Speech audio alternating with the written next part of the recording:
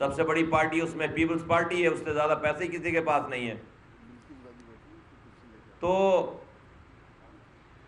انہوں نے مل کر جلسہ کیا، پورے پاکستان بھر سے لوگوں کو لے کر آئے، پورے سندھ بھر سے لوگوں کو لے کر آئے اور ایک جلسہ کرنے کی کوشش کی. اور اس تمام 11 پارٹیز کے اس موقف میں کہیں سے بھی عوام کی بات نہیں تھی.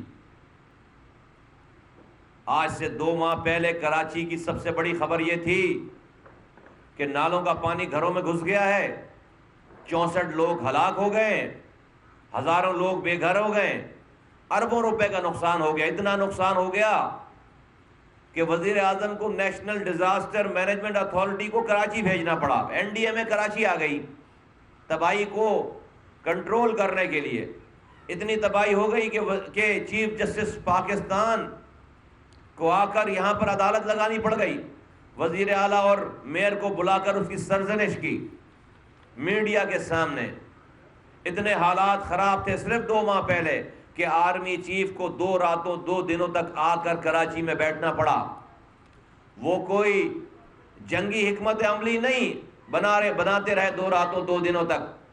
کراچی آ کر کراچی کے انفراسٹرکچر کے مسائل، نالوں کے مسائل، کچرے کے مسائل پر انہوں نے درجنوں میٹنگ کی 2 دنوں کے اندر. پھر وزیر اعظم کو کراچی کا دورہ کرنا پڑ گیا، 7 گھنٹے کا دورہ.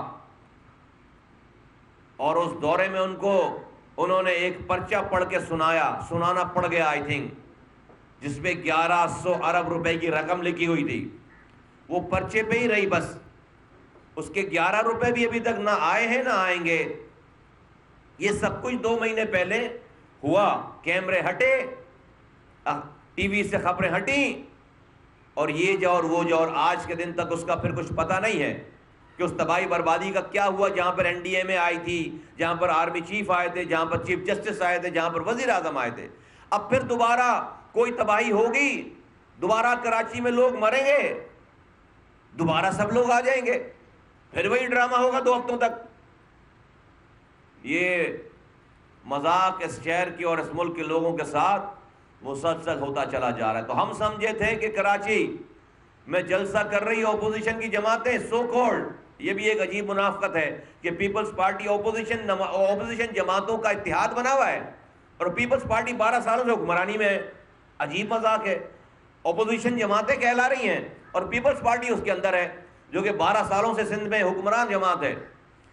8,342 ارب روپے این ایف سی ایوارڈ اور ڈائریکٹ ٹیکسز میں ان کے پاس آئے 10 سالوں میں. اس پیپلز پارٹی کے پاس 8,000 ارب، 8,342 ارب غضب خدا کا. اور اس کے بعد بھی کہتے ہیں کہ ہم اپوزیشن کی جماعت ہیں. یہ ڈرامہ صرف پاکستان میں ہی ہو سکتا ہے، کہیں اور خطے، دنیا کے کسی خطے میں یہ ڈرامہ نہیں ہو سکتا. اتنا جھوٹ. پھر کوئی ریولوشنری بن رہا ہے، انقلابی بن رہا ہے، غریبوں کی بات کر رہا ہے. تو خیر پی ایس پی ابھی ہے، تو ہم نے سوچا ہم اگر جواب نہیں دیں گے، کراچی والے جواب نہیں دیں گے تو یہ بات غلط ہو جائے گی. تو ہم نے جواب دیا، کراچی کے لوگوں نے جواب دیا. میں رب کا شکر ادا کرتا ہوں، میں رب کا شکر ادا کرتا ہوں کہ اس نے ہماری بات لوگوں کے دلوں میں ڈالی.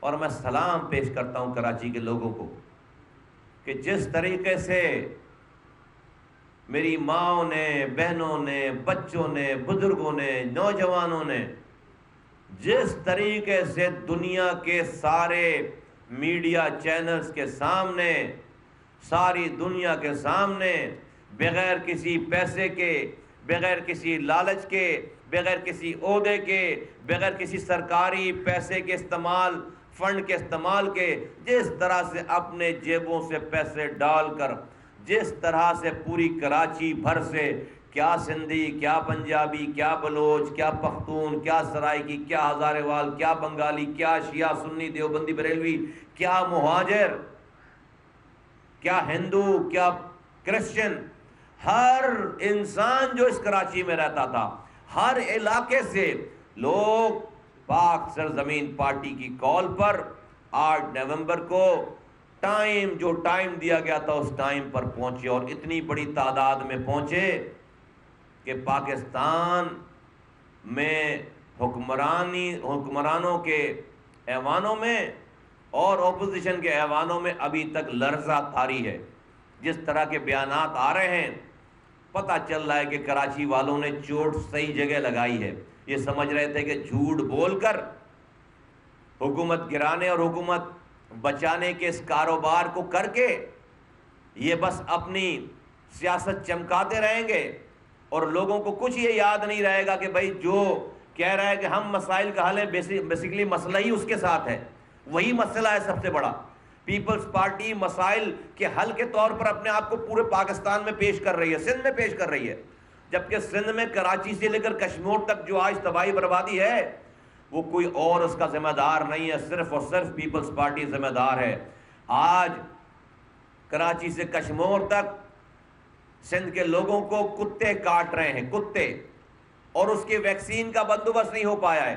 سو مچ سو کہ ہائی کورٹ کو نوٹس لے کر ایک آرڈر جاری کرنا پڑا کہ اب اگر کسی کو کسی ڈسٹرکٹ میں کتے نے کاٹا کسی سندھ میں لوگوں کو تو ہم ڈی سی جو ڈپٹی کمشنر ہے اس کے خلاف ایف آئی آر کاٹیں گے. غضب خدا کا, دنیا چاند پہ جا رہی ہے, آج ہمارے پاس کتوں سے کاٹنے کا بچنے کا علاج نہیں ہے. کراچی دنیا کے بدترین ٹرانسپورٹ میں نمبر 1, کراچی دنیا کے گندے ترین شہروں میں نمبر 1, کراچی دنیا کے بدترین گندا پانی پینے والے شہروں میں نمبر 1, کراچی دنیا کے بدترین اسکول کے نظام میں نمبر 1, کراچی دنیا کے بدترین سیوریج کے نظام میں نمبر 1, کراچی دنیا کے بدترین بجلی کے نظام میں نمبر 1, کراچی دنیا کے بدترین جاب اپرچونٹیز کے نظام میں نمبر 1, کراچی دنیا کے بدترین کاروبار کرنے کے حوالے سے انفراسٹرکچر جو پرووائڈ کرتی ہے اس میں بدترین شہروں میں نمبر 1. یہ کراچی کا حشر کر دیا ہے. یہ کراچی آج سے 10 سال پہلے دنیا کے ریکگنائز ورلڈ اکنامک فورم نے بلا کر کہا کہ کراچی دنیا کے 12 تیزی سے ترقی کرنے والے شہروں میں اس شہروں میں شامل ہو گیا ہے. دنیا کے صرف 300 ارب روپے خرچ ہوئے تھے تو دنیا کے تیزی سے ترقی کرنے والے شہروں میں شامل ہو گیا. یہاں پر 10 سالوں میں 8,342 ارب روپے سندھ حکومت کو ملے ہیں اور خرچ ہو گئے. 8,300 ارب روپے میں کراچی دنیا کے 12 تیزی سے ترقی کرنے والے شہروں میں شامل ہو گیا. 300 ارب میں 8,342 ارب روپے اپنے ان کے سرکاری حساب کے ساتھ. یہ تو ایک مد بتا رہا ہوں. 6,500 ارب روپے این ایف سی ایوارڈ کی مد میں ملے, 1,500 ارب تقریباً جو ہے وہ ڈائریکٹ ٹیکسز میں انہوں نے لیا, اور ساری اماؤنٹ کا 95% پیسہ کراچی سے گیا ہے. اور اس کا یہ اشر آپ دیکھ لیں.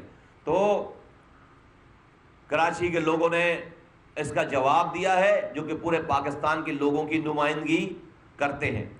نا اب حکومت کا کیا رویہ ہے, حکومت کیا کر رہی ہے؟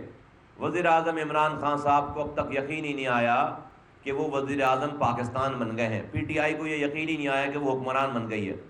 آج تک ان کا بیانیہ وہی ہے جو الیکشن کیمپین کا بیانیہ ہوتا ہے. لگ نہیں رہا کہ وہ الیکشن جیت گئے ہیں. ان کو بھی یقین نہیں ہے, وہ الیکشن کیمپین کے بیانیے کو ہی چلا رہے ہیں. کیا فرماتے ہیں حکومت میں آنے کے بعد کہ میں ان چوروں سے بات نہیں کروں گا. کون کس کو چور کہہ رہے ہیں؟ جو لوگوں کے ووٹوں سے اپوزیشن جماعتیں بن گئی ہیں آ کر. تو وزیر اعظم پاکستان,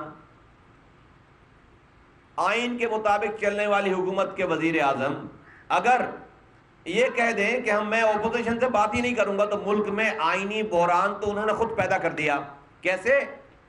اس لیے کہ ملک کو چلانے کے لیے اگر آج آپ کو نیب کا چیئرمین لگانا ہے, وزیر اعظم کو اپوزیشن لیڈر سے بات کرنی ہے, آئین میں لکھا ہوا ہے.